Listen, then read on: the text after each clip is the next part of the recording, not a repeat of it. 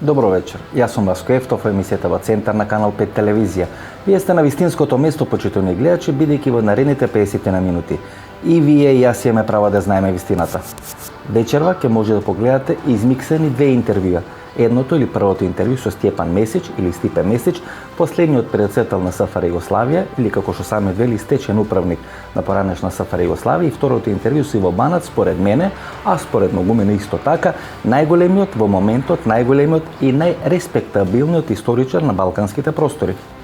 На своји 80 години и денес Стјепан Стипе Месич и понатаму се фали дека успел тамо некаде 1991 година да ја реализира својата стратегија да биде последен југословенски председател или да биде човек кој ќе ја реализира својата стратегија да ја растори СФР Југославија. Вие бевте последен председател на СФР Југославија или последен стечаен управник на поранешна СФР Југославија? Pa može se tako reći. Ja sam došao u Beograd i rekao sam da ću biti zadnji predsjednik predsjedništva Jugoslavije u tome mandatu. I to se sluči. Posle vas prestana da postoji СФР Југославија. Točno, jer trebalo je doći do novog političkog dogovora. Ako niko nije zadovoljan sa federacijom, idemo na konfederalan model. I ja sam ga predložio na 3 do 5 godina, pa onda vidimo, ako stvari idu, idemo dalje, ako ne idu, svako ide svojim putem. И како успевате да се спасите од една така мокна машинерија која стави на целоснова служба на Милошевиќ, со една мокна армија која се подготвува да направи државен удар или воен пуч во рамки на поранешна СФР Југославија, и вие сте човекот кој, како што велевте тогаш, има задача да ја растори Југославија. Како успеавте жива глава? Pa točno, vjerojatno je bilo i takvih razmišljanja da se ide sa vojnim udarom.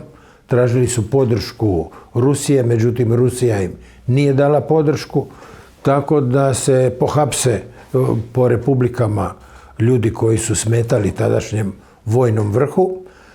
Šta bi bilo sa mnom, ja to ne znam, ali u svakom slučaju nisu se usudili ići sa vojnim udarom. До сега се шпекулираше, денес хрватите или Степан Месич јавно проговоруваат дека нивната или хрватската стратегија била да се направи војна во Косово и посебно во Македонија, односно да биде отворен тој јужен фронт, како би можеле да бидат развелечени силите на поранешна СФР Југославија, односно силите под лојалност или под команда на Слободан Милошевиќ. Ако во Македонија беше отворен тој јужен фронт, можеме да претпоставиме во кој правец ќе одеше македонската историја. Јужниот фронт во Македонија, тоа е една хрватска стратегија да биде развлечена линијата, ајде да речеме или оперативната сила на поранешна ЈНА, да се намали притисокот врз Хрватска, кај што тогаш беше сконцентриран безмалку во најголема мерка, и да биде отворен јужен фронт на територијата на Македонија. Вие веројатно имавте некои разговори со тогашното македонско раководство за отварање на јужен фронт во Македонија.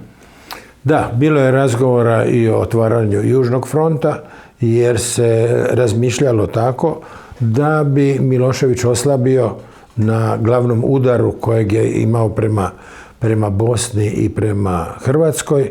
Međutim, niti Kosovo, niti Makedonija nisu bili u mogućnosti da se otvori takva jedna fronta, a Crna Gora je bila u velikoj sjeni Srbije i nije u tome sudjelovala. Имавте дури разговори со тогашниот албански председател Рамис Алија, кај што му нудите одредени бенефиции, одредени привилегии, финансиска помош и секаква друга помош, за да може да влие врз косовските албанци тамо да биде отворен тој јужен фронт. Pa ja sam bio u razgovoru sa Ramiz Alijom u ime Hrvatske.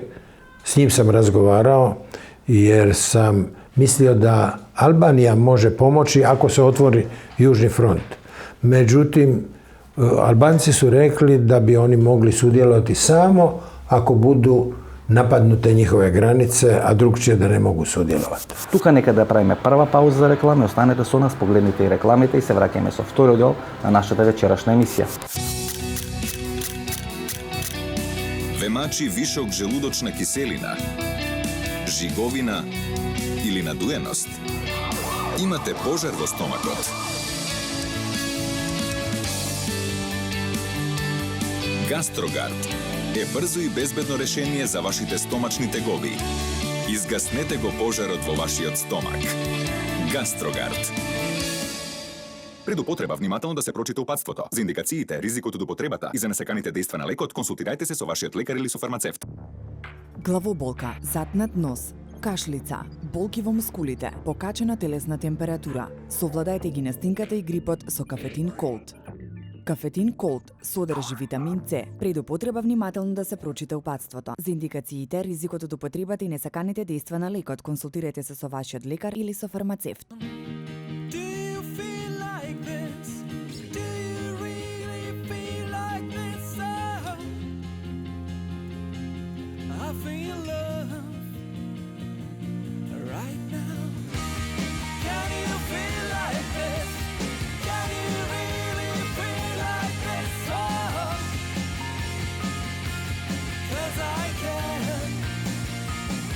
Zinalco German Lemonade. Малпигија е маргината или позната како ацерола. Исклучително богата со природен витамин С и потекнува од Барбадос. Сега ацеролата е достапна за сите. 100% природен витамин С за деца и природен витамин С за возрастни. Затоа за моите најблиски јас одбрав Ацерол алкалоид, таблети за џвакање со природен витамин С и неодолив вкус. За мене Иво Банац е најдобриот историчар на овие балкански простори. Има дипломирано, има предавано на престижниот Американски универзитет во Јел на тема дали Путин сака да стане император на православието и дали работи на тој проект за обнова на Византиската империја. Ние разговараме со Иво Банац. Дали Путин всушност сака да обнови Византија? Некаде пред 2 недели Путин беше во официјална посета на Света Гора и беше примен со највисоки почести. Всушност му беше овозможено да седне на престолот кај што седнува или кај што им беше местото на византиските императори и во многу западни медиуми всушност тоа беше искористено за одредени експликации и елаборации на тема дека Путин преку православието де факто сака да обнови Византија или тоа источно римско царство. Иако некои манифестации во тоа однесување на Путин може да се детектират и многу пред неговата посета на Света Гора, сепак сите тие, ајде да речеме, анализи кои се прават во западните држави почнуваат од пред 2 недели.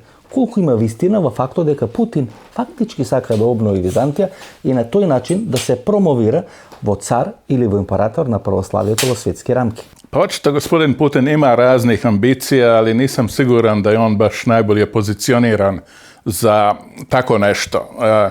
Ono što se u Rusiji događa jest jedna vrsta spajanja političkih projekata sa utjecajem Ruske pravoslavne crkve, zbog toga što su drugi autoriteti manje više potonuli. Ja se nadam da takva vrsta upotrebe jedne duhovne ustanove i neće uspjeti. I osim toga ja ne vidim zašto bi Bizant obnovljen ili tamo gdje je bio uopće bio relevantan u ovom trenutku, barem u ovom dijelu svijeta. Ono što mislim da bi bilo mnogo bolje je da Rusija odustane od svojih imperijalnih projekata, da se manje miješa u balkanske prilike, jer nažalost mislim da se tu i previše miješa. Previše miješa zbog toga što je to jedini prostor, koliko ja mogu vidjeti, gdje može igrati ulogu velike sile. Drugi prostori su manje više zapriječeni. Ovo što se u Ukrajini dogodilo, ja mislim da je vrlo dobro upozorenje svima onima koji misle da se radi o jednoj benevolentnoj sili. Rusije se treba plašiti, a nadati se da u Rusiji ima dovoljno snage da se unutarnja situacija promijeni i da na kraju dođe do demokratizacije ruskog društva. Bez demokratske Rusije, ja mislim da je cijeli ovaj naš prostor u vrlo lošim ugrozama. Како премиер на Република Хрватска, Стјепан Стипе Месич учествува во тој процес на формирање на структурите на ОВК или структурите на УЧК, тама некаде почетокот на 90-те години, бидејќи тогаш целосно на располагање им стави хрватската логистика на хрватската армија и на хрватската полиција на тие структури кои подоцна прераснуваат во ФАРК, а подоцна и во ОВК или УЧК. Овде во околината на Загреб велате формирана УЧК, вие сте тогаш премиер на хрватската влада, им давате одредени локации кај што може да тренират, им ставате на располагање одредени касарни кај што може да бидат да престојуват, она што се вели срцевината која е подоцна произлегува или е формирана таа структура УЧК која е 99-та, подоцна 2001 година направи војна во Македонија. Значи тука Во Загреб може да се смета местото или околината на Загреб. То се Стубички топлице, ако не се лажам, кај што се удира темелите на таа учека. Mi smo svakako pokušali pomoći onome vodstvu, kosovskom vodstvu, koji su se borili za onu, znate, svoju strategiju Kosovo Republika. I tadašnja vlada koji su tražili Kosovo Republika je otišlo u emigraciju, otišli su sa Kosova, došli su ovdje k nama i mi smo njima dali smještaj u jednom objektu Ministarstva unutrašnjih poslova, zaštitili smo ih, a nakon toga su oni otišli u Švicarsku. Svakako, jedan dio Albanaca je bio u Hrvatskoj vojsci, bio je angažiran do te mjere da su postali i generali i drugi oficiri sa visokim činovima. Па дел од тие генерали подоцна се враќаат на Косово кога е војната 99 година и стануваат главни во таа косовска армија КЗК, денешна тогашна структура на УЧК.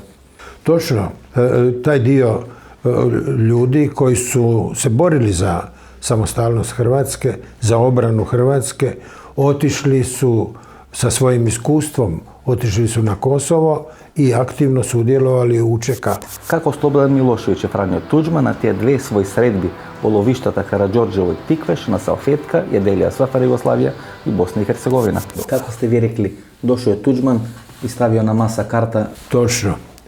I on nam je donio iz Karađorđeva karte i evo rekao, Milošević predlaže nama banovinske granice iz 1938. godine plus Cazin, Kladušu i Bihać.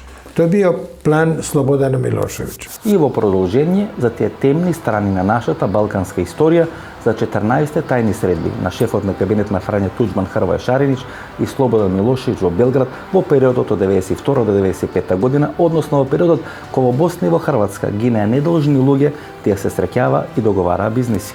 Таму Hrvoje Šarinić во својата книга пишува дека има 14 тајни средби, тој е човекот од најголема доверба на Туđman, 14 тајни разговори во Белград со Милошевиć. Значи дека одат тие војни дејства, агресија, убиства на недолжни луѓе, тие луѓе се среќавале, разговарале, договарале работи. Čitavo vrijeme rata koji se vodio u Hrvatskoj i u Bosni, Tuđman i Milošević su bili u telefonskoj vezi. Jer prije početka samog rata, kada je došlo do prvih sukoba u Kninu, takozvana ona Balvan revolucija, došli su stručnjaci iz Beograda, policijski stručnjaci, koji su uspostavili direktnu telefonsku liniju Tuđman Milošević. I oni su svakodnevno bili u vezi, tako dok god se borio rat na život i smrt, njih dva su komunicirali. Има договорено поделбата на Босна. По оно што сум го слушал од вас, Tuđman i Milošević ima dogovorena ta podelba na Bosna i Hercegovina. Pa Tuđman je smatrao da se Bosna ne može održati kao što se i Jugoslavija nije mogla održati. To je bilo njegovo mišljenje. On je s tim mišljenjem upoznavao i međunarodne predstavnike. Međutim, ja se s tim nisam složio i ostavio sam mjesto predsjednika parlamenta jer sam smatrao da se Bosna ne smije dijeliti jer bi to zaustavila i Europa i svijet. Jer uzmite da su Hrvati uzeli svoj dio, ono što je bila takozvana Herceg Bosna, Hrvatska republika Herceg Bosna, kad bi Srbi uzeli Republiku Srpsku, ostala bi jedna islamska državica, bošnjačka, koja bi bila u okruženju, u neprijateljskom okruženju i mogla bi se održati samo i isključivo uz pomoć fundamentalističkih režima. A to bi značilo danas sutra centar terorizma u Europi, u srcu Europe, koji bi bio možda i 50 i 100 godina. Dakle, svijet na to nije mogao pristati. Ja sam to uvjeravao Tuđmana da se Bosna ne može podijeliti, ali nažalost nisam dobio podršku u hrvatskom vrhu i ja sam otišao sa mjesta predsjednika parlamenta. Некаде пред 2 недели во официјална посета на Света Гора беше рускиот председател Владимир Путин. Ние бевме единствена екипа од целиот овој регион на кој беше дозволено снимање на тој настан. Можете сами да погледате, почитувани гледачи, со какви почести Путин беше дочекан на Света Гора. Всушност му беше дадено внимание како на поранешните византијски императори. И тоа покажува дека всушност Путин и таа негова стратегија да биде нов император на православието не е само една обична флоскула, туку е всушност е стратегија на кој тој долгорочно работи.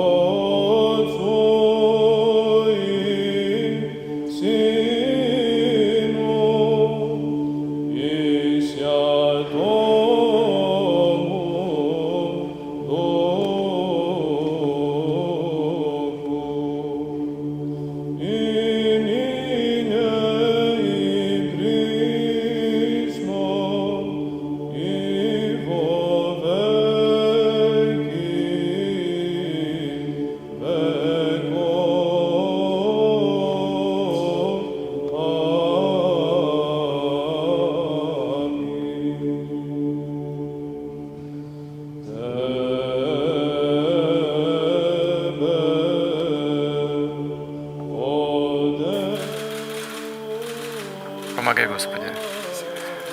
Христос воскресе. Таа стратегија на Путин за обнова на Византиската империја всушност најавува и гарантира нови турбуленции на Балканот. Што тоа значи?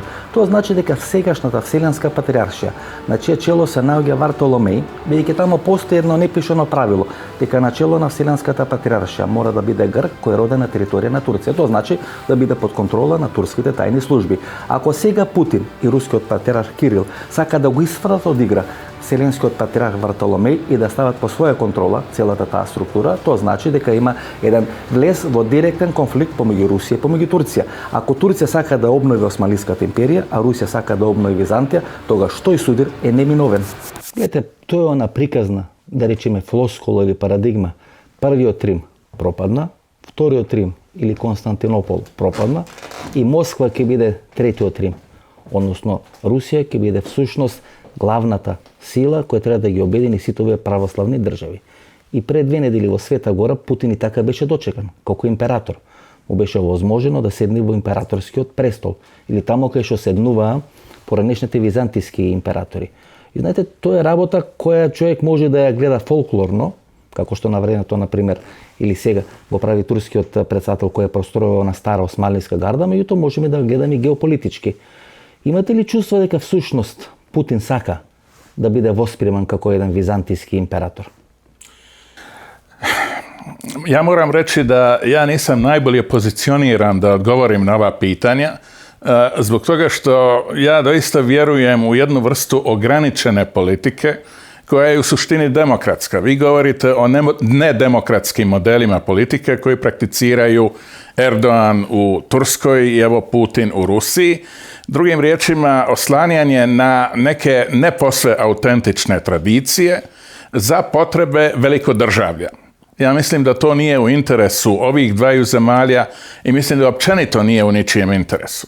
E sad, kad smo to stavili po strani, to ne znači da Putinov neobizantinski projekt treba gledati kao nešto posve nerealno. Ja doista mislim da on radi na takvim ideološko-strateškim formacijama.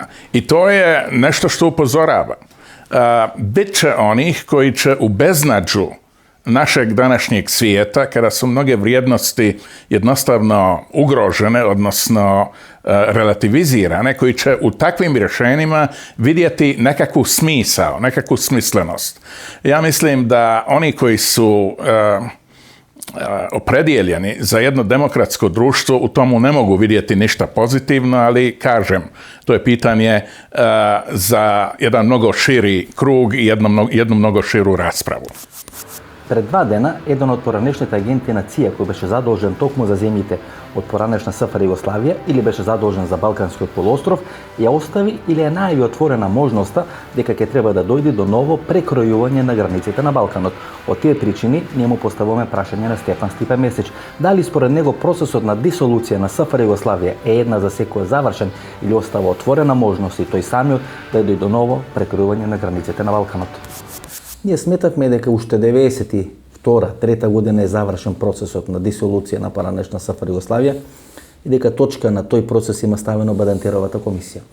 Подоцна доаѓа до прогласување на независноста на Косово, меѓутоа овие обоени револуции кои сега се случуваат по Балканот, посебно на просторот на поранешна СФР Југославија, како да укажува дека можеби тој процес на дисолуција се уште не е до крај завршен, односно процес на распаѓање или ферментирање на просторот на поранешна СФР Југославија на нови помали државички или територии. Република Српска е тука, Босна и Херцеговина, делот на Северно Косово, Санџак, делови на Република Македонија. Дали според вас процесот на дополнителна ферментација на поранешна СФР Југославија се уште отворен? Pa ja smatram da je arhitektura našeg prostora dovršena. Istina, ima još pojedinih, da tako kažemo, političkih grupa koje bi htjele još fragmentirati naš prostor, ali ja mislim da je to do kraja završeno. Како големите сили, првенство на Ватикан и првенство на Германија, наклонети на таа католичка или проустешка Хрватска, учествува во процесот на растурање на поранешна СФР Југославија. Кои тајни служби, според вас, стоја за тој процес на растурање на СФР Југославија?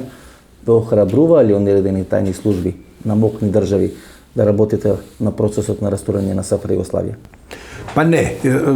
Dakle, ono što se Hrvatske tiče, dakle, obavještajne službe tu nisu igrale nekakvu značajniju ulogu. Во мемоарите на Геншер се пишува дека ги охрабрувал хрватските власти да работат на процес на растурање на СФР Југославија. Во одредени архиви на Ватикан се наоѓаат елементи дека и Ватикан работел на процес на растурање на СФР Југославија, што е интересно, например. Одредени руски анализи архиви покажуваат дека таа советска Русија има изворедни односи со хрватската диаспора или со тоа хрватско усташко движење, дека Москва преку усташкото движење, односно преку хрватите, работи на процес на растурање на СФР Југославија.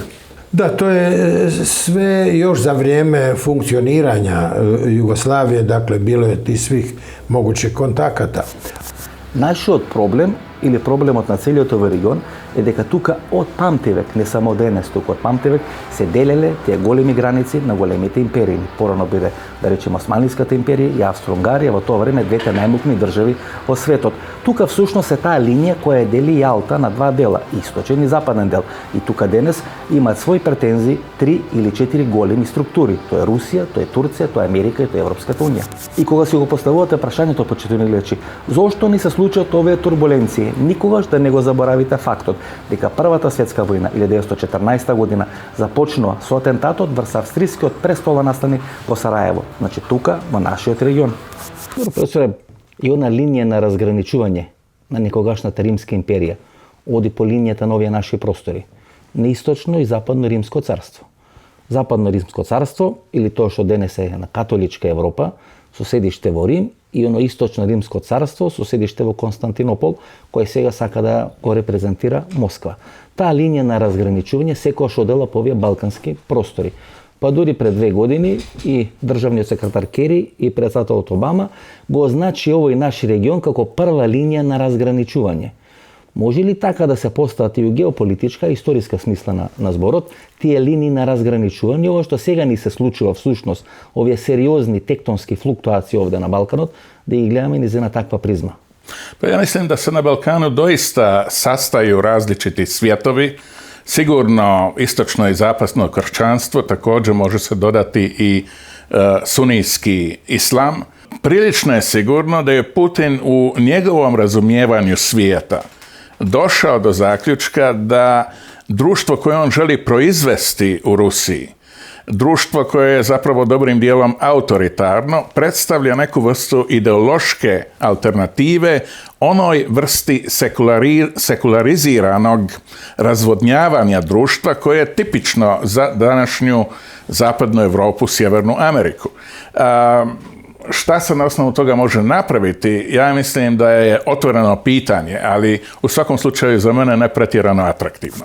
На многумина тоа не им е познато, не е познат историски факт, меѓутоа сите луѓе кои ги разбират или кои учествувале во овие историско-политички процеси доволно добро се информирани дека всушност поранешен Советски сојуз или неговите наследници персонифицирани преку структурите или тајните структури околу денешна Русија или околу поранешен КГБ учествувале во процес на ресторање на СФР Југославија. Меѓутоа ќе се изненадите ако го посочиме фактот дека тој процес всушност бил канализиран преку таа усташка емиграција блиска на Хрватска држава. Еве што за тоа вели Стјепан Стипе Месич. Од кај таа руска врска и таа руска блискост со усташкото движење, со хрватската диаспора? Од каде, например, тој руски интерес или советски интерес да работи на процес на растурање на СФР Југославија? Таа руска линија во хрватската политика, посебно во хрватските служби, е поприличен број години наназад. Некаде 50-60 години. Копинич, у сваком случају, господинот Манолич, па и вас ви сметаат, нели, како дел од таа линија, руска линија во хрватското водство и политика? Jasno, od sukoba Tito-Stalin mnogima u Sovjetskom savezu nije odgovarala jugoslavenska samostalna politika. Politika koja je stvarala pokret nesvrstanih, što nije baš išlo u korist ruske ekspanzije na evropskom prostoru. I jasno da su mnoge tamo službe bile nezadovoljne sa samostalnom i nesvrstanom jugoslavenskom politikom. Međutim, oni nisu mogli presudno djelovati. Pa dori ni Kadijević ne dobiva soglasnost na Sovjetski soјuz Točno, da državni vojen udar ne bi da spase na paranešno sa Jugoslavijom. On je išao i u Moskvu, tražio je pomoć sovjetskog vodstva za uključivanje vojske, dakle za jedan mogući vojni udar u Jugoslaviji i nije im oficijelna sovjetska politika nije im dala tu mogućnost. Ajde nešto ekskluzivno, za te tajni ili inkognito sredbi, како што сами одвели на Стјепан Стипе Месич, тогаш на функцијата председател на СФР Југославија, кој заминува во Ватикан, а подосно и во Бон во Германија, средбите со Геншер и средбите со раководството на Ватикан на тема како да биде растурана СФР Југославија. Во тој момент Геншер е најмокната фигура во европскиот свет. Министар за надворешни работи на Германија, претходно повеќе години шеф на германските тајни служби или БНД, човекот кој всушност има клучна улога во тој процес крајот на 80-те години, почетокот на 90-те години и битно германско влијание на процесите на дисолуција на поранешна СФР Југославија. Ja sam inkognito otišao, to vama sad mogu reći, to mnogi u svijetu ne znaju. Ja sam preko jedne veze,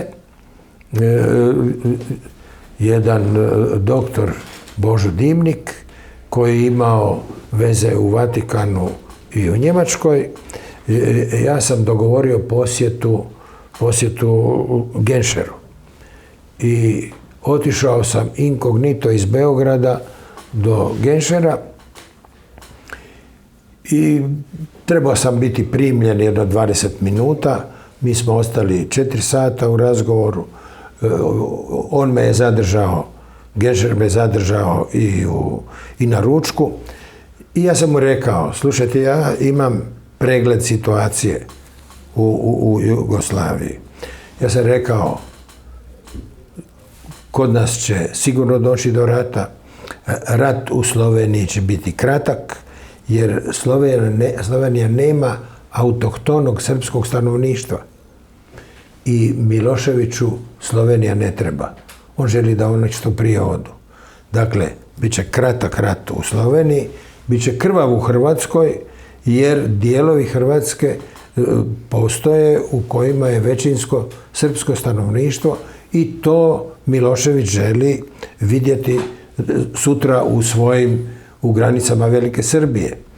Rekao sam, pošto Milošević želi najveći dio Bosne i Hercegovine, najbrutalniji će rat biti u Bosni i Hercegovini. I na kraju će se Srbija kupati u krvi. Nije se doduše sve obistinilo, kao što sam ja rekao, jer se kupao samo dio, a to je Kosovo. Genšer me najprije malo gledao sa jednom skepsom, međutim kad sam mu ja objasnio što se to događa, on je na kraju rekao šta ja mislim, tko će nas priznati. Pa ja sam rekao, pa vi ćete nas priznat, Mađarska će priznat. Kaže, ne, znate šta, najbolje bi vam bilo, i to je najsigurnije, da krenete od onih koji su u Drugom svjetskom ratu bili nesvrstani, koji su bili neutralni za vrijeme Drugog svjetskog rata. To vam je Island i Vatikan, pa onda neka idu druge države. Ali prvo Island i Vatikan. Ja sam se s tim složio, Znači, kako će se stvari odvijati. Inkognito sredba, Točno. tajna sredba, slučnost dođe do prestvardu germanskata politika. I ja sam se vratio u Zagreb, a poslije toga u Beograd, i ja sam rekao predsjedniku Tuđmanu da će nas Njemačka podržati, ali neće ići prva sa priznanjem, najbolje bi bilo da ide Island. I mi smo onda poslali hrvatskog ministra vanjskih poslova Zvonimira Šeparovića, koji je otišao na Island, a ja sam od Genšera otišao zajedno sa doktorom Dimnikom, otišao sam u Vatikan i tamo nas je primio kardinal Sodano, koji je također obećao da će Vatikan odmah nakon Islanda priznati Hrvatsku. I onda je išlo priznanje i drugih država.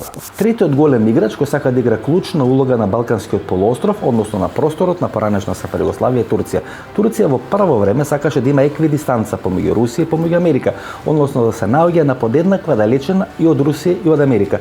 На тој начин таа сакаше да биде земја која е една од доминантните земји членки на НАТО и по таа линија да биде блиска до Америка, а од енергетска страна заедно со Русија да го носат рускиот газ до Западна Европа. Бидејќи таа стратегија на турците крахираше, сега се поставува прашањето на кое ниво ќе биде воспоставена таа нова рамнотежа во триаголникот Турција, Русија и Америка.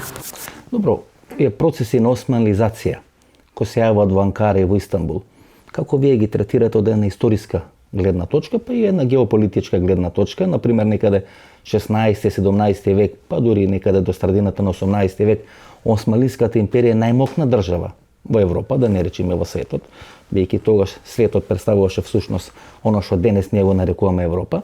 И денес тие тенденции, николци на една нова османлизација повторно се јавуваат на Босфорот и доаѓаат во еден судир, не знам, со Путиновата идеологија и Путинова Русија. И ајде да речеме кога беше оној процес на рушење на рускиот авион на територијата на Турција или на територијата на Сирија, всушност Балканот ни се подели, барем овој православен и муслимански Балкан, на две групи, едните кои навиваа за Ердоган, другите кои навиваа за Путин. Ovako, Otomansko carstvo je bilo na vrhuncu svoje moći kad je došlo na ove naše jugoistočno-evropske prostore.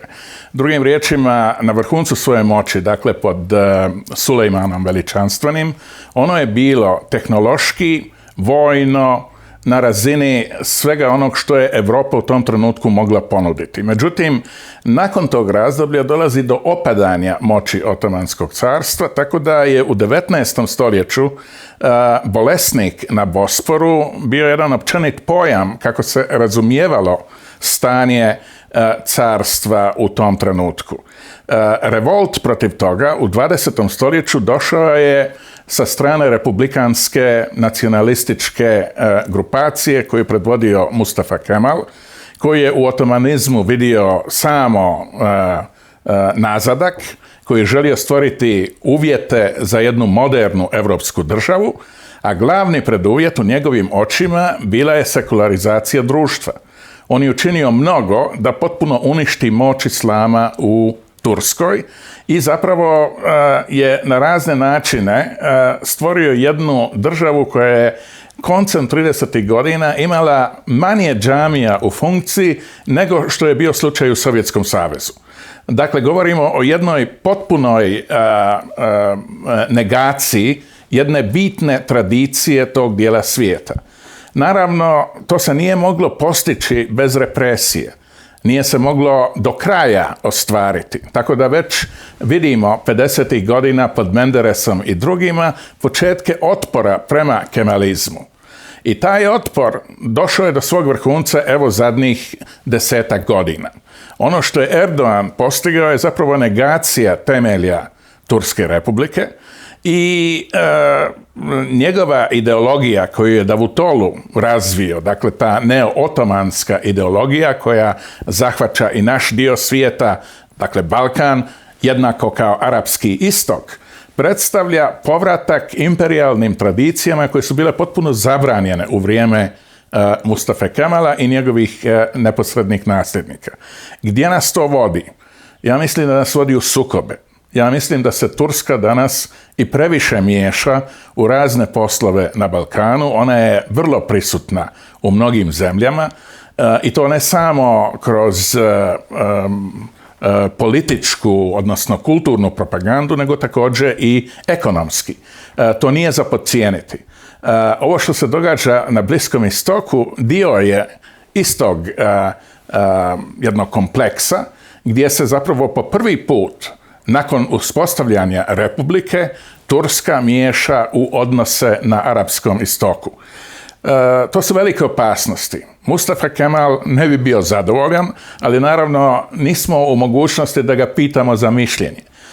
Ja se bojim da je sukob koji je Erdogan otvorio naspram Rusije nije samo jedna vrsta atavizma, one jeke preko Crnog mora koju smo naravno bili u prilici pratiti još od Petra Velikoga do 20. stoljeća, nego također sukob dvaju ideoloških konstrukcija koje nisu posve u korespondenciji sa realnostima našeg vremena. I mislim da je to nešto o čemu itekako moramo ozbiljno razmisliti. Што операцијата Тепих? Тоа е стратегија на Слободан Милошевич од 1999 година. На тапет или на маса се ставени стабилноста на три држави: Македонија, Косово и Република Албанија. Всушност тоа значи протерување некаде околу 1 милион албанци од територијата на Косово и нивно населување на територијата на Македонија и на територијата на Албанија. На тој начин трите држави ќе беа дестабилизирани, а Слободан Милошевич, кој тогашна најмокна политичка фигура, сметаше дека ќе биде главен играч на американците за стабилизација на целиот овој регион. Секогаш за вас се сметаше дека сте еден од клучните косовски лобисти. И 99 година кога е војната на Косово, ви излагате со она платформа за Тепих операција која планира Милошевич, односно бркање на се што е албанско од територијата на Косово и подоцна тамо доселување на одредени срби избеглици од Босна или од Хрватска крајина. Беше ли ефективна таа операција или тој план Тепих кој требаше да биде спроведен на Косово 99 година? Pa ja mogu reći da sam shvatio što Milošević želi, što mnogi nisu razumjeli. Milošević je u toku rata, on je mijenjao planove. Najprije je mislio zahvatiti što veći prostor Bosne i Hercegovine. Bora Jović je rekao 63% Bosne i Hercegovine pripada Srbiji. Dakle, imao je određeni maksimalni plan. Тоа беа всушност проценки врз база на тапиите. Колку српска земја се наоѓа според тапиите во српски раце. Tako je. I to je bio njegov plan. Ali on ga nije mogao do kraja ostvariti jer prije svega nije mogao sigurno zadržati onaj okupirani dio u Hrvatskoj, a nije mogao računati ni na sve u Bosni i Hercegovini. I onda se okrenuo čišćenju Kosova. Ukinuo je autonomiju Kosova i na kraju odlučio izbaciti Kosovare sa Kosova, odnosno Albance sa Kosova. I to na taj način da otprilike 1 milion ode u Makedoniju, 1 milion Kosovara da ode u Albaniju i da se te dvije zemlje do kraja destabiliziraju. A pošto bi on u tom slučaju bio najjači, dakle Srbija bi bila najjača u ovom prostoru, i on je računao da će Europa i Amerika tražiti Miloševića da stabilizira Makedoniju i da stabilizira Albaniju. Тоа е она операција Тепих. Je така не? Točno. Дали ако се вратиме малку во историјата, можеме да најдеме доволно одговори да објасниме што денес ни се случува, а тоа е еден процес на силни турбуленции, фрагментирање, кој почнува тама некаде на север од Будимпешта доле до Атина, на исток не знам од Бугарија и на запад до Република Српска. Многу аналитичари сметаат дека ова што сега ни се случува, последните 12, последните 24 месеци на Балканскиот полуостров, всушност почнува од она најава за изградба на руски-турски тек. Кога Ердоган и Путин ги подпишат тие договори билатерални за поминување на рускиот газ преку територија на Турција, подосна Грција и негово носење до територијата на Западна Европа. И дека всушност после она средба на повеќе министри за надворешни работи со рускиот министар за надворешни работи во Будимпешта, кај што се присутни министри од Украина, односно од Маđarска или Унгарија, од Србија, од Македонија, Грција и Турција, дека почнаа сите овие турбуленции на Балканскиот полуостров. Какво е вашето мислење? Дали сметате дека еден таков тектонски процес како што е руски, турски тек за гасот да се носи до Западна Европа може да предизвика такви турбуленции во регионот? Ono što je važno vidjeti da postoji jedan trokut. Trokut Zapadna Evropa ili ako hoćete Evropska unija, Rusija, Turska. Turska pretendira da želi ući u Evropsku uniju. Evropska unija pretendira da želi primiti Tursku. I jedna i druga premisa nije doista stvarna. Jer Turska bi potpuno poremetila sadašnju koncepciju Evropske unije iz više razloga.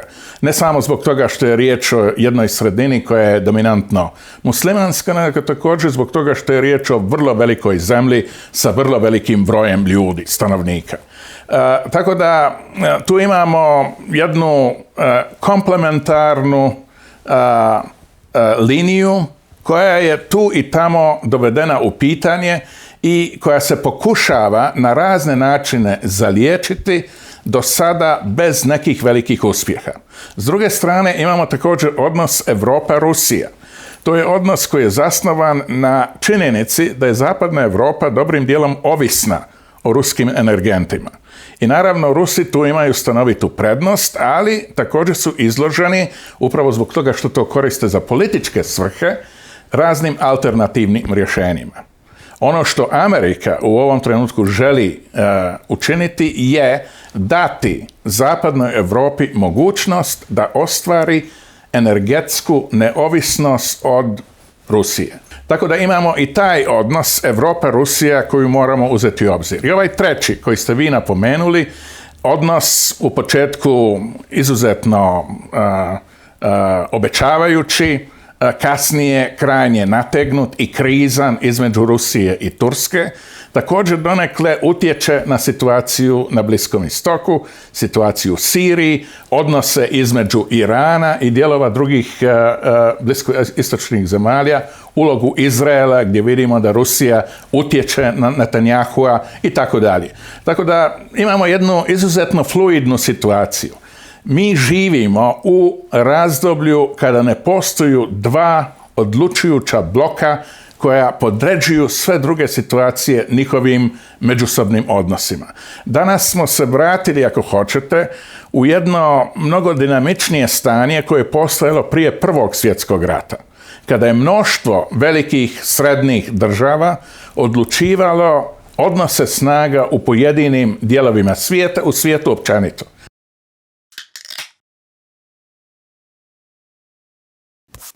Неговите релации со ВВ Велја или со кланот на Рамадани и кланот на Османи, Степан Стипе Месич, никош не ги криел. Де факто, кога бил на функцијата председател на Република Хрватска, а и предходно како председател на СФР Југославија, Степан Стипе Месич беше еден од тие најдобро платени косовски лобисти кој добро одработуваше за тој процес Косово Република или независност на Република Косово. Секош имавте блиски релации со тоа албанска диаспора или албанска имиграција, или ве сметаа дека сте еден од клучните албански лобисти во регионот. 2001 година со помош на ВБ Велја, за него има информација дека бил соработник на Хрватска УДБА, доаѓате во Македонија и ги понудите своите услуги за комуникација или успоставување на тој диалог помеѓу структурите на УЧК кои се борат 2001 година во Македонија или УНОВАК и македонската влада.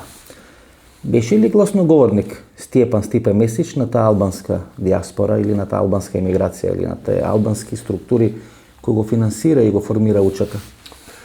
Pa ja formalno nisam bio vezan ni na bilo koju strukturu, ali sam u svakom slučaju bio za to da ako se ne može pregovorima riješiti pitanje Kosova, da Kosovo kao konstitutivni element federacije koje više nema, da ima pravo na svoju samostalnost i ja sam i na međunarodnim konferencijama, na raznim forumima zastupao mišljenje da Kosovo ima pravo na svoju I samostalnost. 2001 godina ste vključen. Ili se ponudivte со ваши услуги да бидете посредник помеѓу структурите на УЧК, со седиште во Шипковица, предводено и Дали Ахмети, и македонските официјални власти, да биде решена војната 2001 година во Македонија. Во Македонија ве носи Веби Велија, веројатно ваш пријател, и според сите информации, човек кој повеќе години работел за Хрватска удба. Meni je bilo stalo da što prije prestanu neprijateljstva, pogotovo kad se to pojavilo u Makedoniji, jer sam smatrao da se svi problemi u Makedoniji mogu riješiti pregovorima. Makedonija je jedina republika koja nije bila zahvaćena ratom. Jedina republika koja je izašla iz sastava Jugoslavije na miran način. I sada kada dolazi do međunacionalnog sukoba, ja sam smatrao da treba pomoći da se ponovo sjedne za pregovarački stol i da se na miru završe dogovori, a ovisit će samo o argumentima jedne druge strane i međunarodne zajednice. Кога историски ги гледате работите, тогаш нема голем простор за чудење или изненадување. Во периодот кога се распаѓа таа голема блоковска поделба на светот, прва жртва е СФР Југославија. Сега која има еден процес на ферментирање, кога Америка полека го губи своето влијание и својата мок во светската политика, а Русија не е доволно силна да го заземи влијанието или местото на Советскиот сојуз, повторно првин удар се државите наследнички на поранешна СФР Југославија. Затоа и ни се случува тоа што денес ни се случува во овие последни 12 или 24 месеци. Значи, како се распадна, ајде да речеме, таа блоковска поделба и таа студена војна, кога два доминантни субјекти ги регулира односите во светот и посебно на Балканот, а Титова Југославија всушност беше мостот, како ние велевме, помеѓу Истокот и Западот, или помеѓу Америка и помеѓу Русија. Сега доаѓаме во една фаза, како што ја велите, пред Првата светска војна, кога повеќе, поголеми или помали држави се испреплетуваат во своите интереси и битно влијат не само врз локалните балкански прилики, туку и во некој поширок историски и геополитички контекст.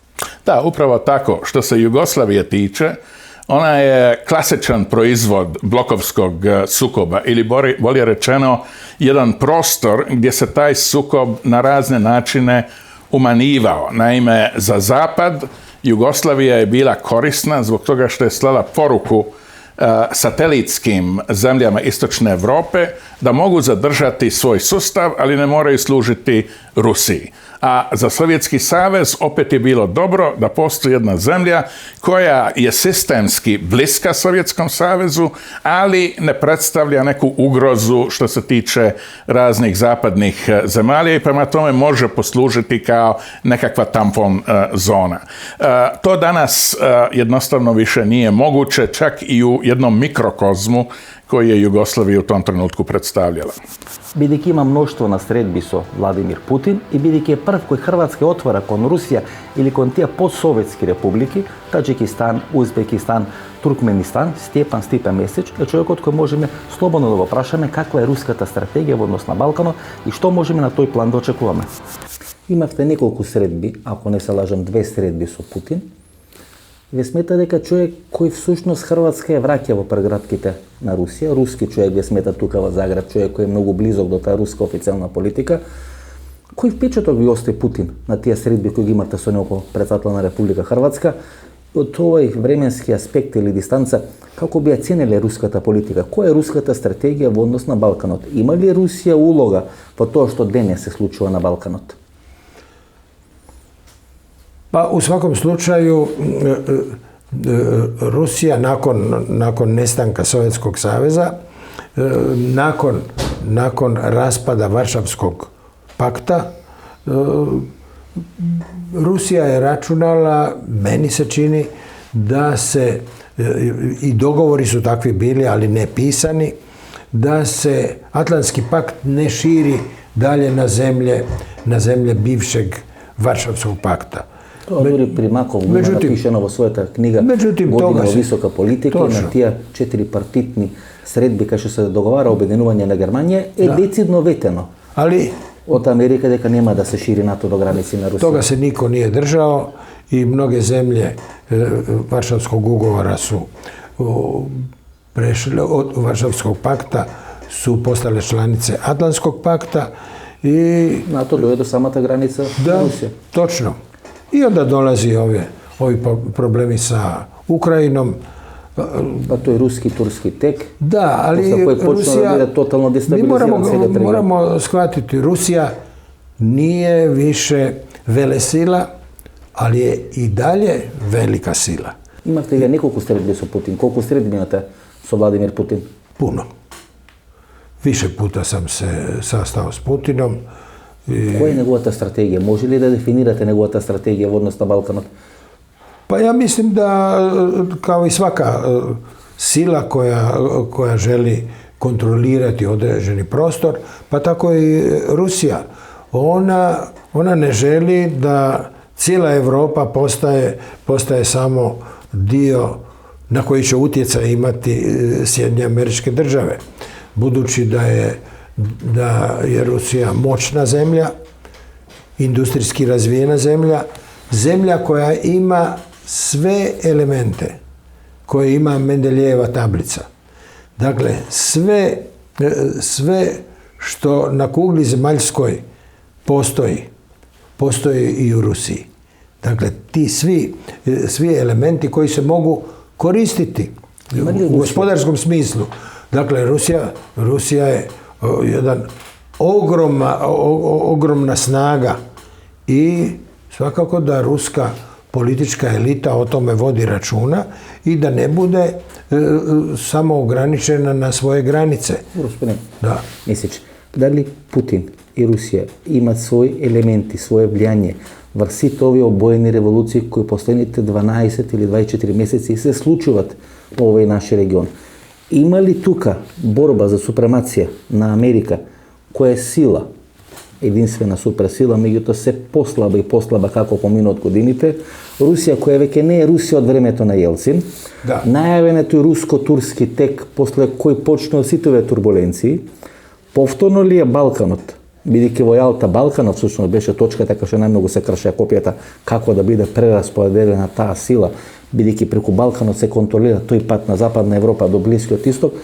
Дали Балканот е всушност жртва на таа голема геополитика која се случува последните 12-24 месеци помеѓу Русија и помеѓу Америка?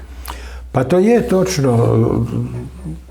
Mi na jugoistoku Europe se nalazimo na jednom prostoru na kojem imaju interese i udružena i Evropska unija, ali ima i Amerika, ali ima i Rusija. Dakle, interesi sigurno postoje.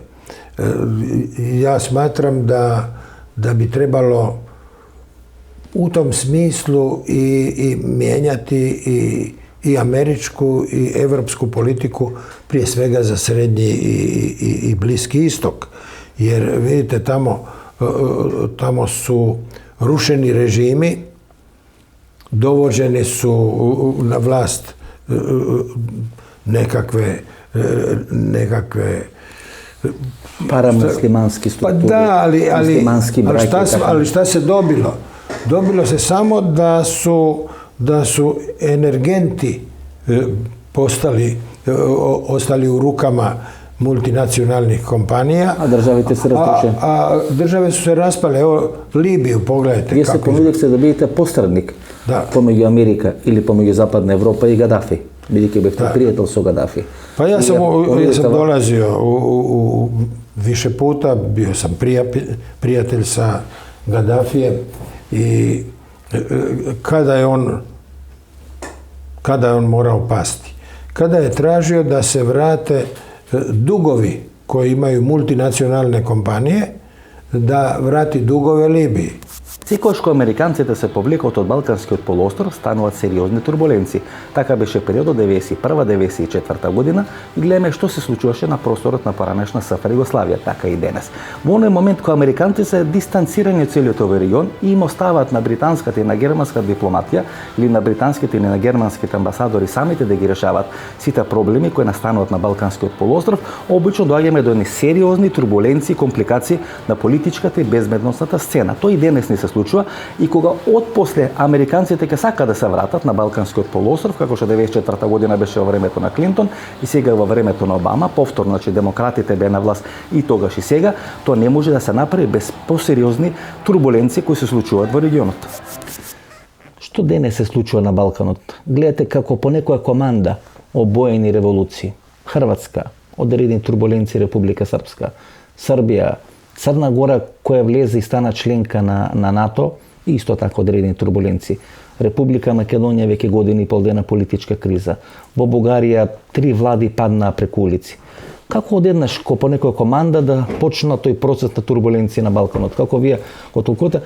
Кој е всушност, ајде да речеме, генераторот или детонаторот да се случи се оно што се случува последните 24 месеци на Балканот? Pa ovo što se događa je rezultat činjenice da ovdje ne postoji više jedna dominantna sila.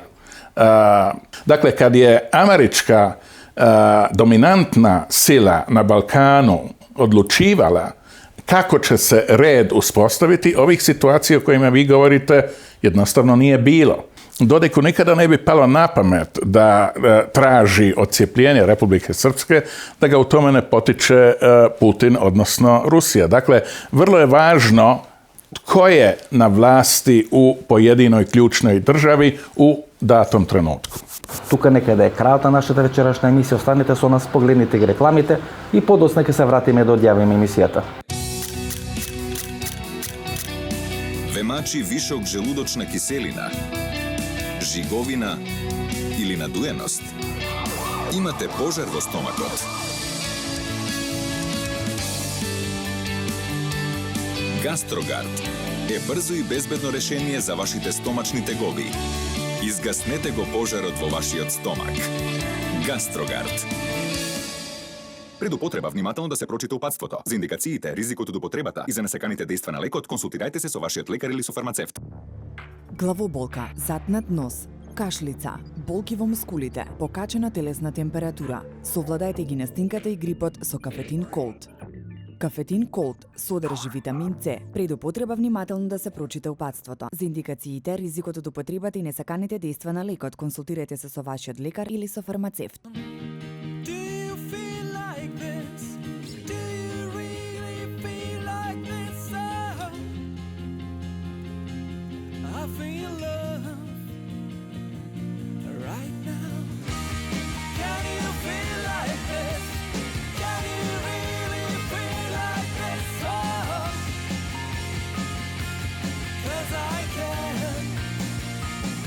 Zinalco German Lemonade. Малпигија е маргината или позната како ацерола. Исклучително богата со природен витамин С и потекнува од Барбадос. Сега ацеролата е достапна за сите. 100% природен витамин С за деца. И природен витамин С за возрастни. Затоа за моите најблиски јас одбрав Ацерола алкалоид, таблети за џвакање со природен витамин С и неодолив вкус. Ова беше емисијата во Центар со Васко Ефтов, почитувани гледачи. Ние се гледаме идниот понеделник во исто тоа време. Пријатно вечер, Македонија, каде да си.